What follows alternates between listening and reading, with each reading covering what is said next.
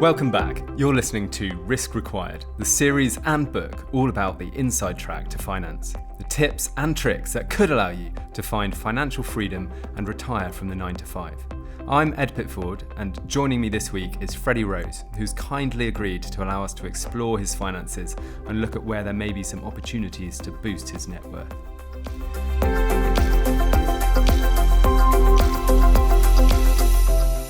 The information and opinions in this podcast are provided for informational and educational purposes only and do not constitute financial advice. The presenter, production and publisher are not responsible or liable for any analysis made by the audience based on the information in this recording. No parties warrant or guarantee the accuracy or completeness of any information. Audiences should always do their own research or consult an independent financial advisor who will advise based on the individual's specific circumstances. Welcome, Freddie. Thank you for coming on the show. Thank you for having me. So, Freddie, you were born in Surrey and moved to London at 18 after attending a military boarding school and Farnborough Sixth Form College. You simultaneously trained in musical theatre and gained professional experience in TV, film and stage. You secured a spot on the M&S Retail Training Scheme, standing out among thousands of applicants. Progressing quickly, you specialised in forecasting and supply chain management at the company's head office, becoming the youngest individual hired at just 20. Your career has been diverse, spanning roles in retail, higher education, manufacturing, and a brief stint as cabin crew for Virgin Atlantic, post-pandemic, before joining their head office as an insight analyst. So, time to delve into your finances. Thank you so much for offering to come on. You're very welcome. Let's see what we come out with. So could we start just by exploring a little bit what your life was like growing up and how your parents dealt with money? Yeah, I mean, growing up, I think I've got two sisters, so 3 kids. We were never wanting for much, so we were comfortable. But my mum had an incredible work ethic. She grew up from nothing, coming over from Ireland with her parents, and she's created something of herself. She is the director of a digital security banking company and stuff like that. So I think growing up, we were always very aware that we were comfortable, but not necessarily rich. Then my dad worked for HMRC as well, and he did a degree later as a mature student later in life, and then HMRC being revenue, revenue customs for the tax man. The tax man, but the fun part of it, if there is a fun part, I don't know.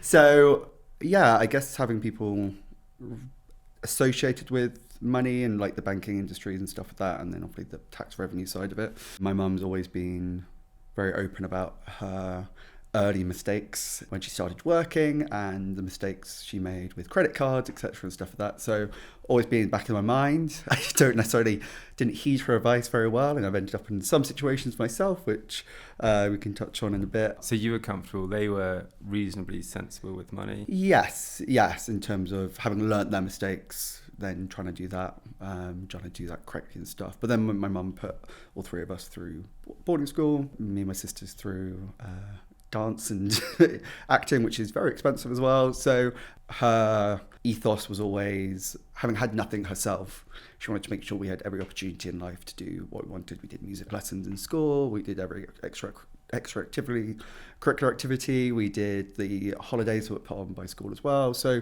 on trips and stuff. So we were always doing everything we could, and I think that really exposed me to a wide range of different experiences and stuff.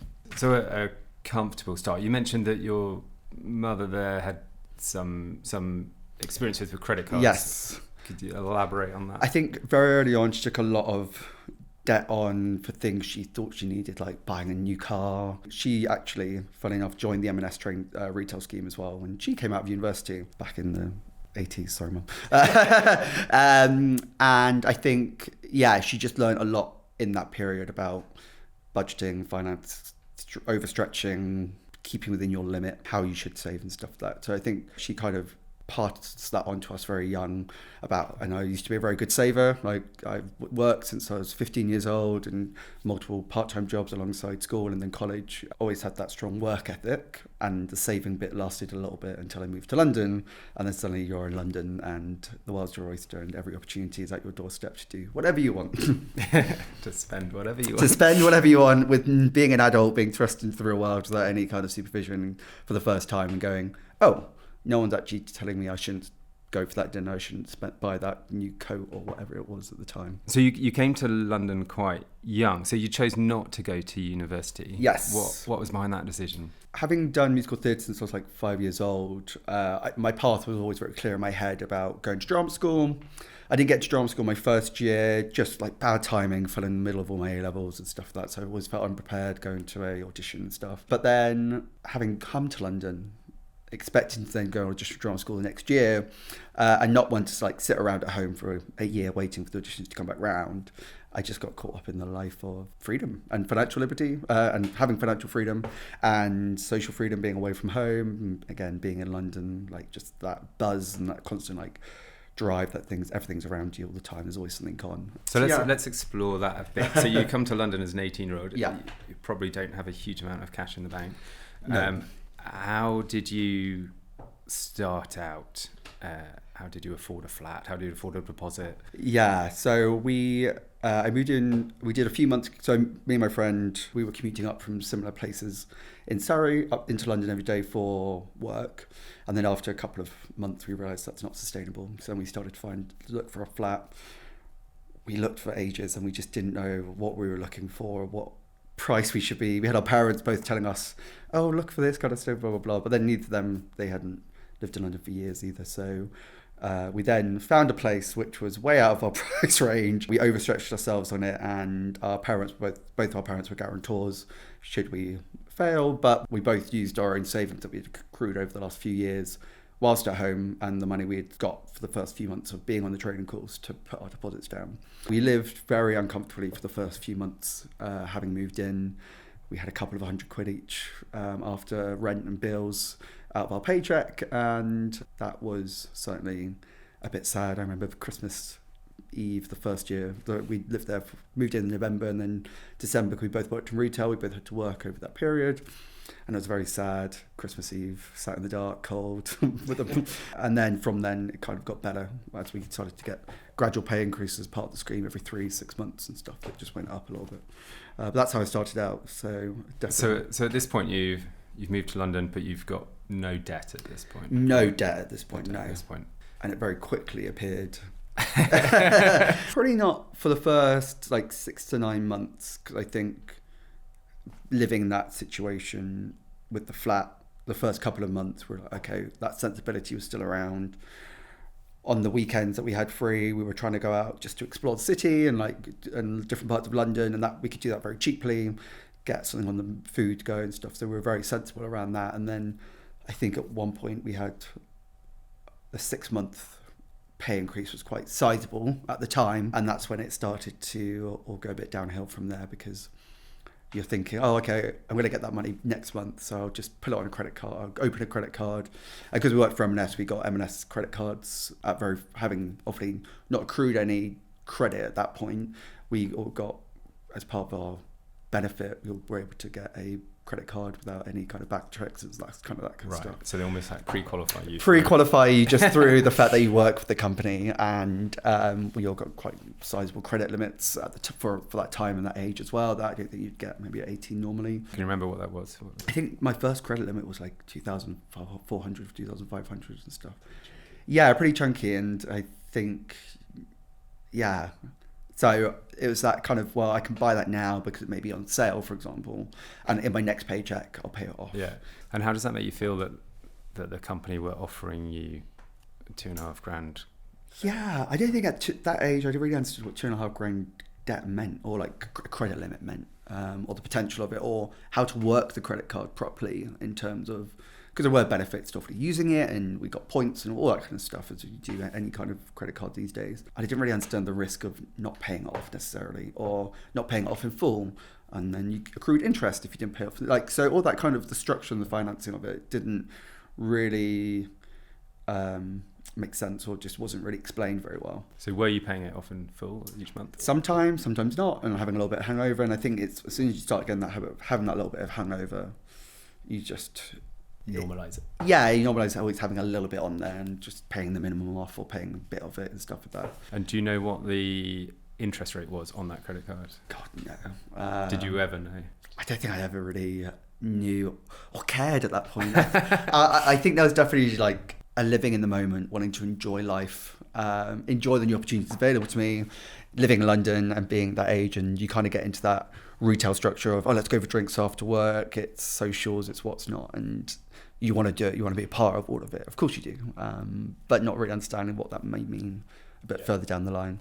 So talking further down the line, where are we now in terms of... God, we've got on a real roller coaster with different credit cards and stuff like that, and I have like an Amex now, I have a Barclaycard credit card, and I have a loan from HSBC, which was taken out to pay for a credit card. So lots of things that I thought I was making a sensible choice at the time. And again, I think I've been unlucky with certain work situations falling out very quickly, taking on debt from big holidays, big trips and stuff. And so now I think we're a bit more sensible with it all and understand the impact of having the credit card. But it sounded like you'd taken on a 0% card in order to pay off.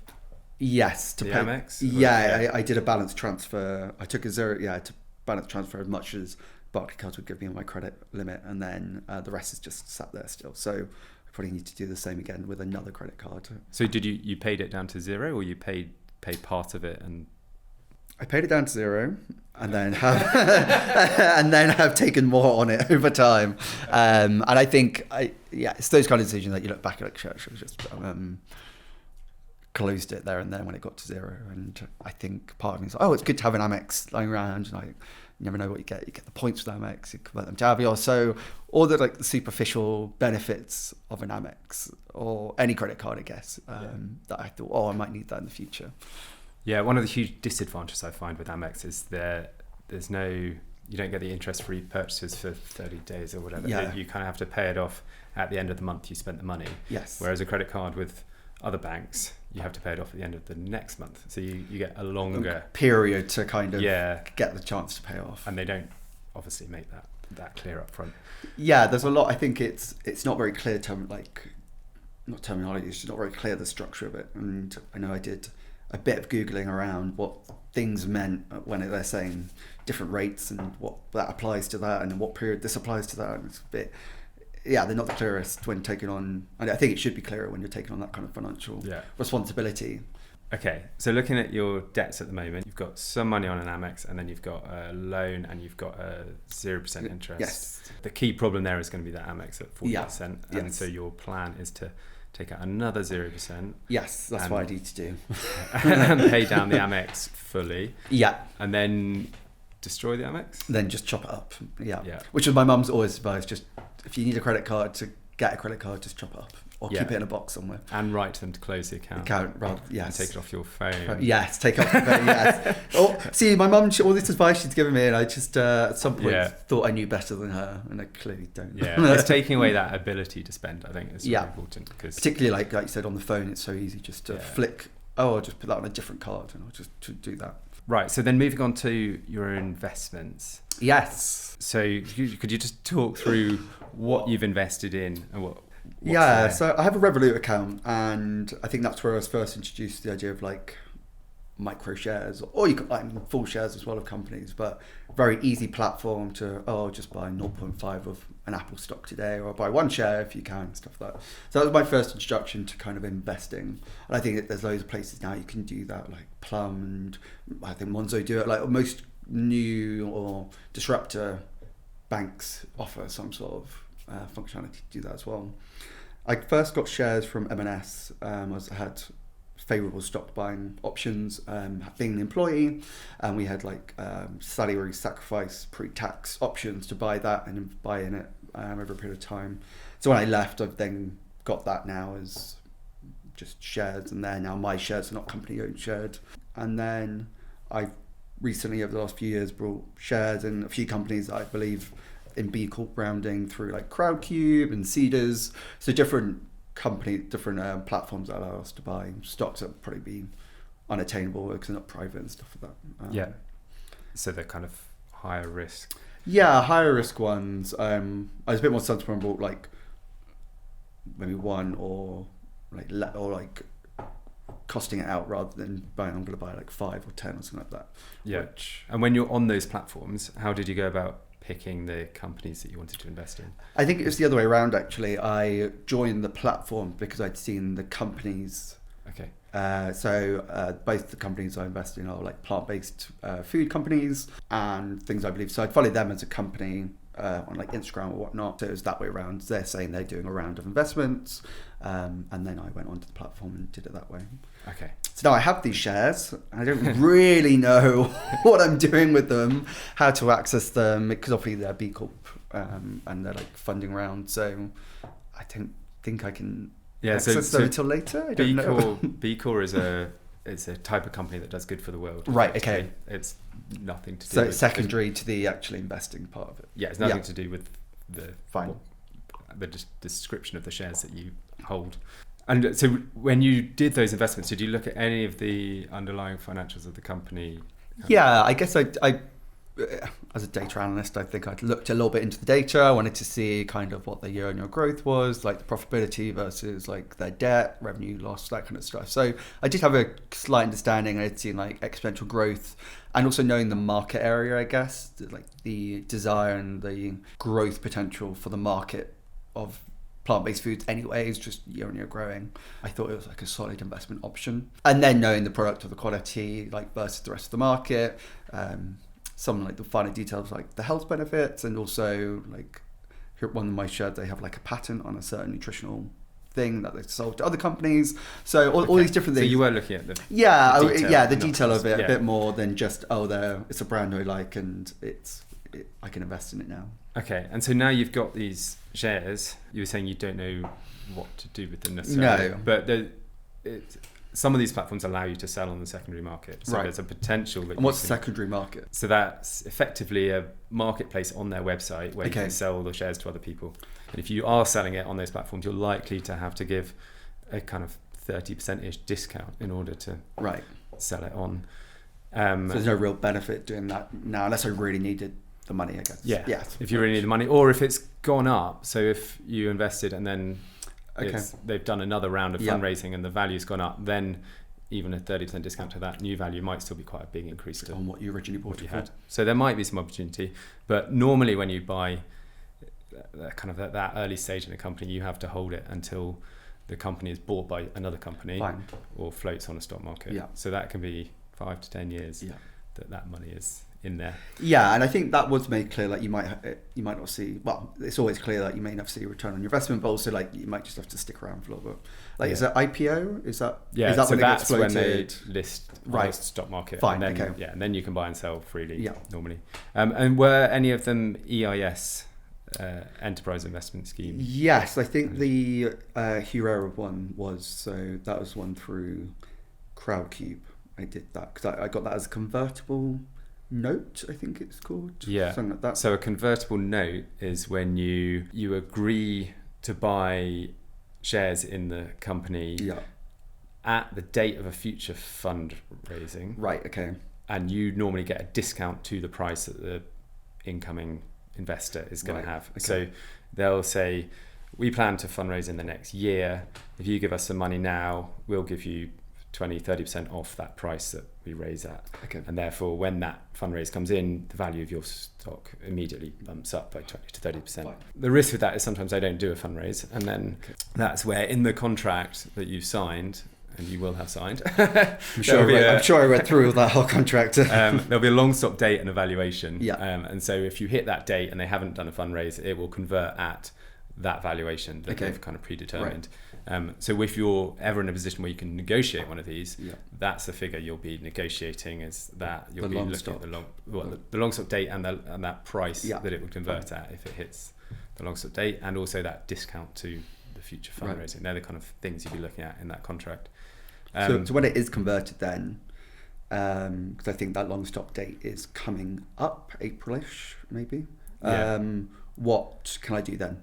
Nothing. Sorry. I just then have the shares. Yeah, on your spreadsheet of all your investments, you can mark it up a little bit and say I'm now worth a little bit more. Right. Still, there might be an opportunity to sell it on the secondary market on that platform. Yeah. But that's not always there. Fine. But then EIS. And so what's that stand for again? Enterprise Investment Scheme. This is a scheme the government have brought in 30 years ago or something, Okay.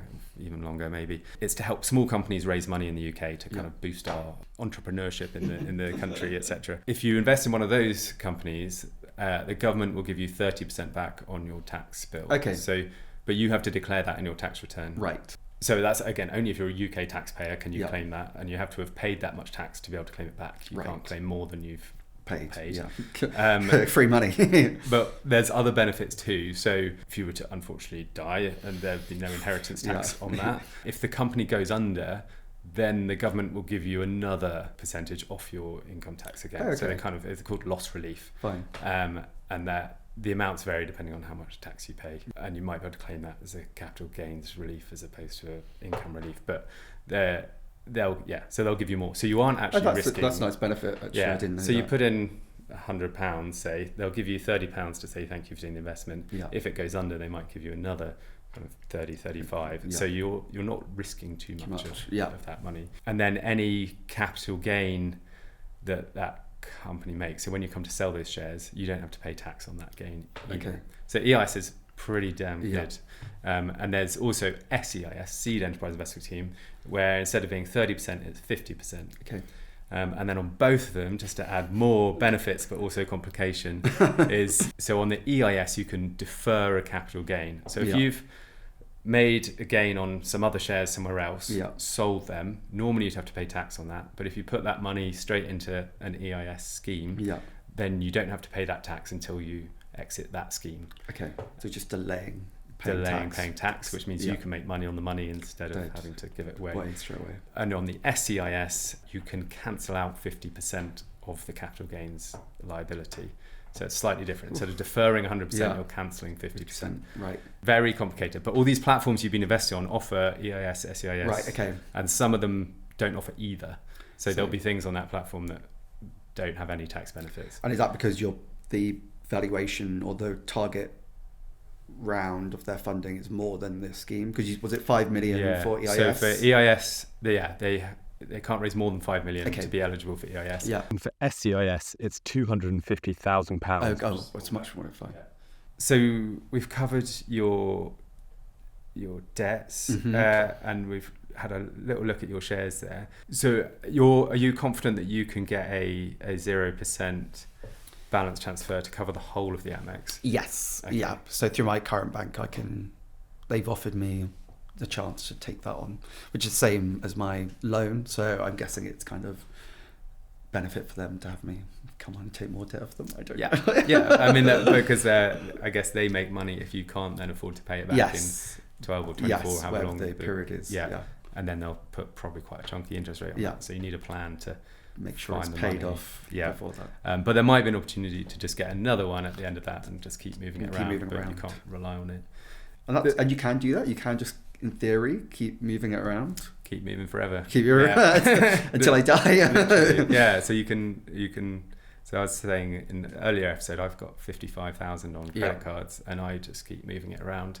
And so effectively, I'm making money on that 55,000 all the time without ever owning it. So it sounds like you're doing the right things. Yeah. And there's a potential there with your M&S shares. If you, with the Amex, if you weren't able to borrow everything you needed to, you could sell your M&S shares and put it into that, because it's unlikely that they're going to hit 40% a year after tax. Yeah. So an opportunity there.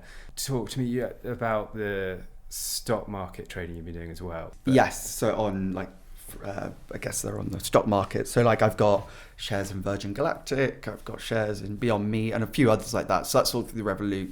I did them years ago, and it's quite depressing just seeing on the app that they're just down all the time. So, and I don't know whether that's the kind of trading where you should be day trading it almost. You buy them and then you sell them straight away. I've kind of kept them hoping that maybe one day they'll go back up again.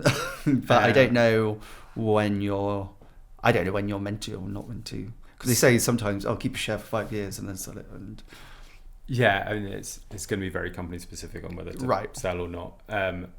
Buying shares on that platform is a good thing to do in the first place. Okay, so good. Yeah. Okay. It sounds like you've been unlucky with ones you've bought, but you're definitely doing the right thing. Whether you hold or not, you have to look at each company Yeah. and see what you think, and look at other companies as your opportunity and see whether you think it might be better to sell and Yeah. get out. There's the whole kind of sunk cost thing there. So don't think just because it's gone down 50%, it will go up 50% at any Right, time yeah. soon. So it might be worth accepting that loss and Yeah. moving it on. Brilliant. So it sounds like you're actually doing the right things. You've Yeah. amassed debt, which maybe wasn't great, but you were living life. Yeah. Now you're working on how you pay it off. You've got some solutions there, and to stop paying the interest at 40%. You're doing your investing, you're exploring, you're learning. Yeah. It's actually, it's a really That's good place positive to to be. hear, because I think sometimes you like look at your own financials, you're like, what am I doing? And how to get out of it, I think that's an important thing. But because if you're restricted by just your salary, that is your salary, unfortunately, and then it's making your sacrifices, isn't it? In terms of you don't go on that holiday, but then you have that much to pay off that. And it's realizing that as well, Yeah. because there are people in similar positions who continue to spend. And so what was the point where you thought, I need to stop and I need to take control of it, or where you actually started taking control of it? Because I know they're different. Yeah, different points. I think I pretty first realised April, May last year, because I went on a very last minute spontaneous big trip, and it was cost me a lot more money than I planned to spend. I think that was the point. I was like, okay, I need to do something. But pretty early in the last 3-4 months, I've actually thought, right, I've actually started to maybe be a bit more proactive in not spending when I could have spent, in order to have that bit of money to pay off that, etc. Maybe if there's a wise way, actively try to make money off my salary, instead of paying a higher minimum fee, I could pay the minimum monthly cost of the zero balance. And would you recommend maybe using that difference to invest, to make your money work? I guess in my mind, I'm making your money work for you a bit more than just sitting in a savings account or just paying off quickly. Yeah, so I definitely would, instead of paying off the 0%, Yeah. instead of overpaying that, I would definitely at least be putting that in a savings account, so Yeah. it's making some money until you have to pay it off. Yeah. Potentially investing it, depends on your risk appetite. And part of accruing that much debt is, I guess, not valuing future you. Yeah, and I think that comes into a lot of my mindset. If I go right back to 18, like I said, it's all about living in the moment, living for life. A bit later on, in my early 20s, a bit later, mid-20s. I mean, I'm 28 now. I'm not. it's a short time span in theory, but not really equipping myself to have a future financially and stuff like that. So it's kind of very, even more so, live in the moment, live every experience, don't turn anything down, say yes to everything, every holiday, every night out, every trip, every experience, go for that dinner, etc. So were you in self-destruct mode? Potentially a little bit, I pretty was in a bit of self-destruct mode, and I think part of that came around a mindset of not really knowing what my life was meant to be or wanting to be, feeling a bit lost, having not gone back into drama school, which is the thing I've basically prepared myself my whole life for, outside of academics. The only other thing I did was drama and musical theatre and stuff like that. So having not done that, feeling like I'd failed potentially or lost my one direction, and I think still struggling with that at a much higher level. It's not as deep as it used to be, but knowing that I have other options, I've got a rich CV, I've got lots of experiences that I can lean back onto, and now looking forward to what can I do with that, what would I be kind of applying myself into something I want to do and enjoy. Because that's the other thing, I've had all sorts of jobs, in different industries and job types and stuff like that, and it's been great and I've gained a lot from it, but also it's been bitty because I've never been able to stick with something for long enough to enjoy it. It's enjoyable for 3-6 months because it's new, and then I'm in it, I'm like, okay, this is actually not what I want to do, and then negatively impacts my mental health, which then drives bad spending habits. So it's all linked. I remember during the pandemic, I had a very well-paid job at university, and I could do the job in a day, 2 days, but I was full-time, and there's no expectation for me to do any more. So I could then had all this free time, which I then just ended up spending, going on little trips here and there, going shopping during the day. On a Wednesday, I'm out shopping, taking myself out for lunch to try and give me that enjoyment that I'm lacking from the work side of it. Yeah. Well, it sounds like a a good news story in the end, and yes, excited to see where you end up. So thank you, Freddie, so much for coming on today. Thank you for having me. If you want to learn more about enterprise investment schemes, small company investing, all the tax benefits, all of that will be in my book, Risk Required. Thank you so much for listening.